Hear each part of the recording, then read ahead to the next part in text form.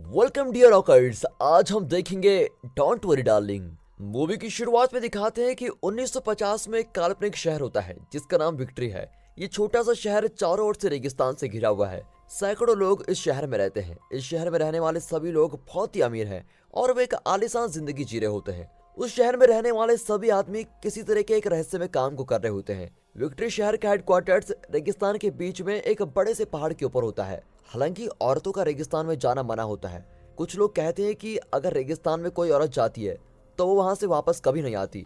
औरतों को सिर्फ अपने घर में रहते हुए अपनी जिंदगी बितानी होती है और उन्हें कभी भी अपने पति से यह नहीं पूछना होता कि वो क्या काम करता है। उन्हें सिर्फ ये बताया गया होता है कि उनके पति किसी चीज की जांच करते हैं। सभी पति अपना सारा समय विक्ट्री शहर के हेडक्वार्टर्स में गुजारते हैं, जबकि उनकी पत्नियां सिर्फ आराम करती हैं और अपनी आलीशान जिंदगी जीती हैं। इस पूरी जगह की योजना बनाने वाला फ्रैंक नाम का एक आदमी होता है। सभी उसे एक हीरो मानते हैं। पूरे शहर में रोज फ्रैंक के भाषण स्पीकर्स पर चलाए जाते हैं जिसमें वो उनसे कुछ बड़ा करने का वादा करता है। एक दिन पड़ोस के घर में पार्टी होती है। वहाँ मौजूद लोगों में एलिस और उसका पति जैक होते हैं। वो अपने पड़ोसियों के साथ होते हैं जो एक दूसरे से काफी लड़ रहे होते हैं। अब वहाँ पर सभी आदमी ये बात करते हैं कि वो कितने भाग्यशाली हैं कि वो विक्ट्री योजना के हिस्सेदार हैं, जबकि सारी औरतें बात कर रही होती हैं और शराब पीने के लिए गेम खेलती है। अगली सुबह एलिस जैक के लिए नाश्ता बना रही होती है। वो नाश्ता खत्म करके घर पर जाने के लिए निकलता है और आश्चर्य की बात तो ये होती है कि सभी आदमी एक ही समय पर घर से काम करने के लिए निकलते हैं। सभी अपनी अपनी आलीशान गाड़ी में बैठकर निकलते हैं, जबकि उनकी पत्नियां उनको बाय कहती है।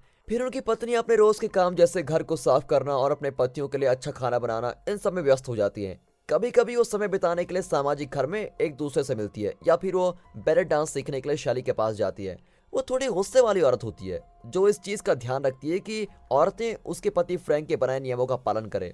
यूटोपियन शहर में सब कुछ अच्छा चल रहा होता है, लेकिन यूटोपियन शहर में गड़बड़ी शुरू तब होती है जब फ्रैंक वहाँ कुछ नए लोगों को अपने शहर में रहने के लिए बुलाता है जिनका नाम बिल और वायलेट होता है। हर कोई वहाँ मौजूद होता है और हमेशा की तरह सभी आदमी और औरत इस चीज को लेकर बोल रहे होते हैं कि फ्रैंक विक्ट्री शहर के साथ क्या कर रहा है।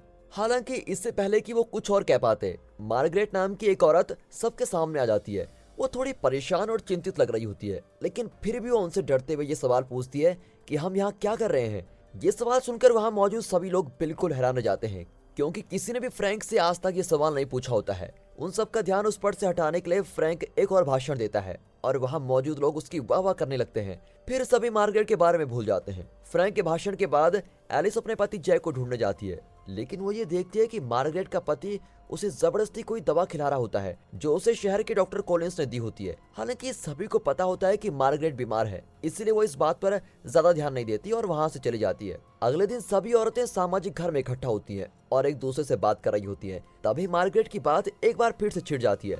उन सभी में से सबसे ज्यादा बोलने वाली बनी कहती है कि मार्गरेट की दिमागी हालत ठीक नहीं है, क्योंकि उसने फ्रैंक के बनाए नियम का पालन नहीं किया कि कोई भी औरत रेगिस्तान में नहीं जाएगी। फिर दिखाते हैं कि मार्गरेट जब रेगिस्तान में होती है तो उसने अपना बच्चा खो दिया होता है और इसकी वजह से उसको एक गहरा सदमा लगता है और वो पागल सी हो जाती है। अब यहाँ एलिस जो ये बात सुन रही है वो थोड़ी परेशान दिखती है। उस रात एलिस को कुछ सपने आते हैं जिसमें वो कुछ बैले डांसर को ब्लैक एंड व्हाइट कलर में देखती है। अगले दिन एक और अजीब चीज होती है। जब एलिस खाना बना रही होती है तभी वो देखती है कि सारे अंडे अंदर से खाली होते हैं। इसीलिए जब जैक काम के लिए जाता है तब वो अपने दिमाग को शांत करने के लिए वो एक लॉरी में बैठकर शहर में घूमने जाती है। सभी औरतें मॉल के पास उतर जाती है, लेकिन एलिस आगे जाने का फैसला करती है। हालांकि जब वो आखिरी लाइन तक पहुंचने वाली होती है तभी वो एक लाल हवाई जहाज को गिरते हुए देखती है।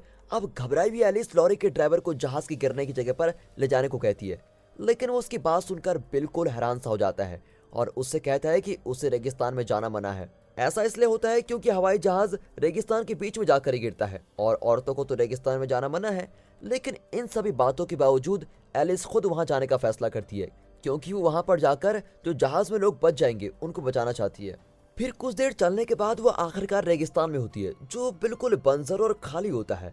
एलिस को हवाई जहाज या फिर उसके कोई टुकड़े नहीं मिलते, लेकिन उसे वहां पर एक बड़ा सा पहाड़ जरूर मिलता है जो उसे एक बिल्डिंग की ओर लेके जाता है। वो बिल्डिंग कुछ और नहीं बल्कि विक्ट्री शहर का हेडक्वार्टर्स होता है और वो वही जगह है जहाँ सभी औरतों के पति काम करने के लिए जाते हैं। फिर मदद के लिए एलिस अपने चेहरे को बिल्डिंग के शीशे पर रखती है और उसके बाद वो अपने घर में वापस पहुंच जाती है और एक सपने से उठती है जो उसको पहले भी दिखाई देते थे। एलिस इस घटना से बिल्कुल हैरान और परेशान हो जाती है, लेकिन वो जैक से इस बात को छुपाने का फैसला करती है। फिर दुर्भाग्य से अगले कुछ दिनों तक उसके ये सपने और भी बुरे हो जाते हैं। ज्यादातर उसे बैले डांसर के सपने आते हैं और उसे कभी कभी ऐसा लगता है कि उसके घर की दीवारें उसे कुचल रही हैं। लेकिन एक दिन सब बदल जाता है। वो देखती है कि परेशान मार्गरेट कुछ ऐसा कर रही है जो किसी ने सोचा भी नहीं होता। एलिस भागकर उसको बचाने के लिए जाती है, लेकिन लाल कपड़े पहने कुछ आदमी वहां पर आ जाते हैं और उसको खींचकर वहां से दूर लेके जाते हैं। उस रात वो ये सब कुछ अपने पति को बताती है, लेकिन जैक उससे कहता है कि मार्गरेट जिंदा और ठीक है। उसने कभी भी खुदकुशी नहीं की और बल्कि वो सिर्फ बाथरूम में फंस गई थी। हालांकि एलिस को इस बात पर बिल्कुल भी यकीन नहीं होता और वो जवाब ढूंढने की कोशिश करती है, लेकिन जैक उसको शांत करता है और उसे आराम करने को कहता है। दुर्भाग्य से एलिस के सपने और बुरे होते जा रहे होते हैं, इसीलिए शहर के डॉक्टर कॉलिंस एक दिन उसके घर पर आते हैं। वो उस पर कुछ टेस्ट करते हैं और उसको कुछ गोलियां खाने को देते हैं, ये कहते हुए कि वो सिर्फ थक चुकी है। हालांकि एलिस इस बात पर जोर देती है कि वो ठीक है और वो लगातार डॉक्टर से मार्गरेट के बारे में पूछती रहती है। जब वो थोड़ा बुरी तरीके से बात करने लगती है, तब डॉक्टर कॉलिंस उसको बताता है कि मार्गरेट ठीक है, लेकिन उसकी हरकतों की वजह से उसके पति को काम से निकाल दिया गया है और अब वो इस शहर से कहीं और ही चले गए हैं। अब ये बात सुनकर एलिस जैक की भलाई के लिए चुप रहती है। तभी उसे डॉक्टर कॉलिंस के सूटकेस में एक फाइल दिखाई देती है जिसके ऊपर मार्गरेट का नाम लिखा होता है। और जब डॉक्टर वहां से दूर होता है तो एलिस किसी तरह उस फाइल को चुरा लेती है और फिर डॉक्टर के जाने के बाद उसको पढ़ती है। अब वो ये देखकर हैरान हो जाती है कि उस फाइल में बहुत सी बातों को छुपाने के लिए उन्हें काला कर दिया होता है। उसे उस फाइल में एक ही चीज मिलती है कि मार्गरेट की दिमागी हालत बिगड़ रही है। अगले दिन जैक उसके पास आता है और उसको एक ड्रेस देता है। वो उसे तुरंत पहनने के लिए कहता है क्योंकि शहर के मुखिया फ्रैंक ने उन्हें किसी खास मौके के लिए बुलाया होता है। लेकिन एलिस ठीक महसूस नहीं कर रही होती है, लेकिन अब क्योंकि कोई और चारा नहीं होता तो वो जाने के लिए मान जाती है। हालांकि वहां पहुंचने के बाद उसे फिर से चीजें दिखाई देने लगती है और वो दिमागी तौर से बुरी तरह से टूट जाती है। वो अपने पति से भीख मांगती है कि घर चले, लेकिन तभी फ्रैंक किसी बात की घोषणा करने के लिए उसके पति को स्टेज पर बुलाता है। अब एलिस घबराई हुई देख रही होती है कि क्या होने वाला है। फ्रैंक जैक की तारीफ करता है क्योंकि वो कंपनी में बहुत अच्छा काम कर रहा होता है और फ्रैंक उसकी प्रमोशन कर रहा होता है। वहां जमा सभी लोग तालियां बजाने लगते हैं और खुशी के मारे चिल्लाने लगते हैं। लेकिन परेशान एली भागते हुए बाथरूम में जाती है जहां वो बुरी तरीके से रोने लगती है। स्टेज पर फ्रैंक जैक को डांस करने के लिए कहता है और एक कठपुतली की तरह वो उसकी हर बात मानने को तैयार होता है। अब ये साफ पता लग जाता है कि कैसे विक्ट्री शहर में सब कुछ फ्रैंक से जुड़ा हुआ है, क्योंकि वो हर किसी को कठपुतली की तरह अपनी उंगलियों पर नचा रहा होता है। इसी दौरान बनी एलिस के पास बाथरूम में जाती है, लेकिन उसकी मदद करने की जगह वो एलिस में थोड़ा दिमाग डालने की कोशिश करती है। वो एलिस से कहती है कि वो पागलों की तरह बिहेव न करे और आज अपने पति का हौसला बढ़ाए। अगले दिन जैक अपने प्रमोशन की वजह से घर पर एक पार्टी रखता है और वो एलिस को सारा खाना बनाने की जिम्मेदारी भी देता है। हैरानी की बात तो ये होती है कि वो आज बड़ी शांत लग रही होती है, जो एक दिन पहले बहुत ही परेशान और भटकी हुई थी। हालांकि ये सब उसके किसी प्लान का हिस्सा है। जल्द ही आस पड़ोस के सभी लोग फ्रैंक और उसकी पत्नी शैली के साथ वहां पर पहुंच जाते हैं। कुछ देर बाद एलिस रसोई में होती है। फ्रैंक उसके पास जाता है और वो उसे इस बात के लिए सॉरी कहता है कि बनी ने उस पर यकीन नहीं किया। वो एलिस के दिमाग की तारीफ करता है और वो एलिस को चुनौती भी देता है कि वो इस जगह के बारे में और पता लगाए। ये सुनकर एलिस को यकीन हो जाता है कि वो पागल नहीं है और उसे जो भी दिखाई दे रहा है वो सब कुछ इस अजीब शहर से जुड़ा हुआ है। इसीलिए रात के खाने के समय एलिस सभी के सामने अपनी बातें रखती है। वो सभी आदमियों के सामने कहती है कि शहर में कुछ बदलाव की जरूरत है और वो उनसे पूछती है कि ऐसा क्यों है कि कोई भी औरत रेगिस्तान में नहीं जा सकती। जैक और बाकी सभी इस बात से मना कर देते हैं। इसके बाद एलिस उन सभी को बताती है कि उन सभी के बीच कुछ एक जैसी बातें हैं, जैसा कि उन सभी को पता ही नहीं है कि वो विक्ट्री शहर में आए कैसे, और उन सभी को कुछ भी नहीं पता कि इससे पहले वो कहाँ थे और उनकी जिंदगी कैसी थी। अजीब बात तो ये होती है कि वहाँ रहने वाले सभी लोग अलग अलग जगह से होते हैं। सभी कपल्स एक ही ट्रेन स्टेशन पर एक जैसे तरीके से मिले होते हैं और उन सभी का हनीमून भी एक ही जगह पर होता है। एलिस कहती है कि विक्ट्री शहर में मिलने वाला सारा खाना, सब्जियों से लेकर डिब्बे में बंद खाने पर फ्रैंक का नाम लिखा होता है। लेकिन इस सब के बाद भी किसी को यकीन नहीं होता कि यहाँ पर कुछ गलत हो रहा है। फिर सभी के वहां से जाने के बाद एलिस जैक की सारी इज्जत को खराब कर देती है। वो उसे एक बार फिर से कहती है कि विक्ट्री शहर में कुछ गड़बड़ी है और उन्हें यहाँ से जल्द निकल जाना चाहिए। अब सभी के सामने शर्मिंदा होने के बाद जैक उसकी सारी बात मान जाता है और कहता है कि चाहे कुछ भी हो जाए वो उससे हमेशा प्यार करेगा। दुर्भाग्य से जैसे ही वो दोनों कार में बैठकर निकलने वाले होते हैं, जैक उससे माफी मांगने लगता है। वो इस जगह को छोड़कर नहीं जा सकता। एलिस समझ जाती है कि उसने उसको धोखा दिया है, लेकिन इससे पहले कि वो कुछ कह पाती, लाल कपड़े पहने हुए लोग वहां पर आ जाते हैं और एलिस को वहां से लेके जाते हैं। उसके बाद दिखाते हैं कि एलिस को शॉक थेरेपी दी जा रही है। अब तक ये नहीं पता होता कि ऐसा क्यों हो रहा है, लेकिन इन झटकों की वजह से उसे ये याद आ जाता है कि वो असल में कौन है। ये दिखाते हैं कि एलिस और उसका पति जैक नए तरह के घर में रह रहे होते हैं। ये 21वीं सदी होती है, ना कि 1950। एलिस एक नर्स होती है जो देर रात तक हॉस्पिटल में काम करती है, क्योंकि जैक ने हाल ही में अपनी नौकरी गंवा दी होती है। अब एक रात 30 घंटे की लंबी नौकरी के बाद, जिसमें उसने 3 अलग अलग ऑपरेशन किए होते हैं, वो अपने घर वापस आती है और उसको बहुत भूख भी लगती है। जैक उसके साथ थोड़ा रोमांटिक होता है, लेकिन एलिस इस सब के लिए बहुत थक चुकी होती है। ये देखकर पता लगता है कि वो एक दूसरे से दूर हो रहे हैं, क्योंकि एलिस बहुत देर तक काम करती है। इसीलिए अकेला और बेरोजगार होने की वजह से जैक आंख बंद करके फ्रैंक नाम के एक आदमी की वीडियोस देखना शुरू कर देता है। फ्रैंक एक ऐसा आदमी होता है जिसने एक ऐसी खोज की होती है जिससे कोई भी व्यक्ति अपनी असली दुनिया से दूर एक ऐसी दुनिया में रह सकता है जो 1950 की नकल होती है। हर एक चीज इतनी असली होती है कि कोई भी उसमें फर्क नहीं बता सकता। एक रात जैक टूट जाता है और अपना काबू खो देता है। फिर वो फैसला करता है कि वो किसी भी तरह फ्रैंक तक पहुंच जाएगा। और एक दिन विक्ट्री योजना के बारे में उसको पता लगता है। वो तुरंत ही उसका हिस्सा बनने के लिए तैयार हो जाता है। यही नहीं, वो एलिस को जबरदस्ती इस योजना का हिस्सा बना देता है। कुछ सेकंड के लिए दिखाते हैं कि कैसे जबरदस्ती उसको इस योजना का हिस्सा बनाया जा रहा है, और वो हमेशा के लिए वहीं रह जाती है। जल्द ही जैक उसके बगल में होता है और वो खुद भी उस नकली दुनिया में चला जाता है। उसके बाद कुछ चीजें दिखाई जाती हैं जिससे उस नकली दुनिया के बारे में हमें और ज्यादा पता लगने लगता है। ये जो कुछ भी हुआ होता है उसमें एलिस की कोई भी मर्जी नहीं होती है। ये कुछ ऐसा होता है जो जैक ने अपने आप के लिए ही किया होता है, और वो ऐसा इसलिए करता है ताकि वो अपनी पत्नी पर काबू कर सके।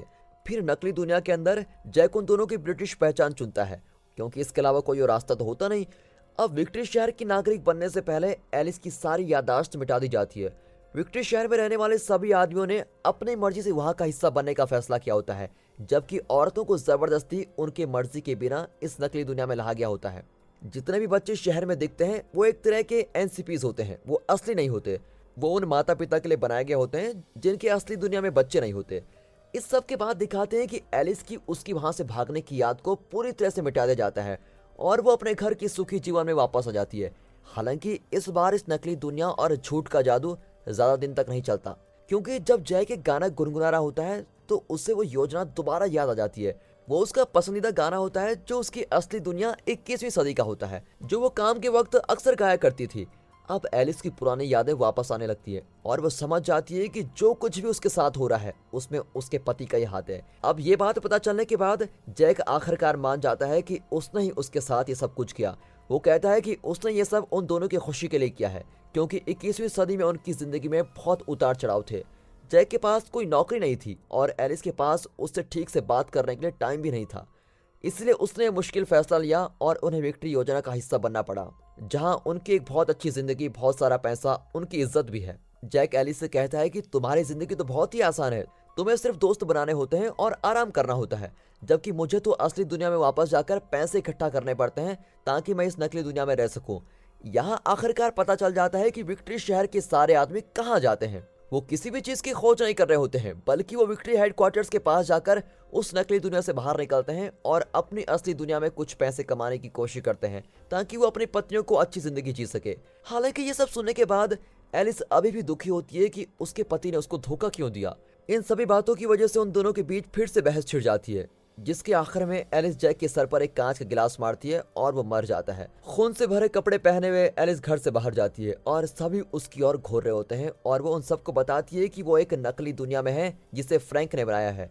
सिर्फ बनी को छोड़कर वहां रहने वाले सभी लोग उसको रोकने की कोशिश करते हैं, और तब ये पता लगता है कि सभी औरतों में सिर्फ बनी को विक्ट्री शहर की सच्चाई के बारे में पता होता है। उसने अपनी मर्जी से यहाँ आने का फैसला किया होता है, क्योंकि असली दुनिया में उसके बच्चे मर गए होते हैं।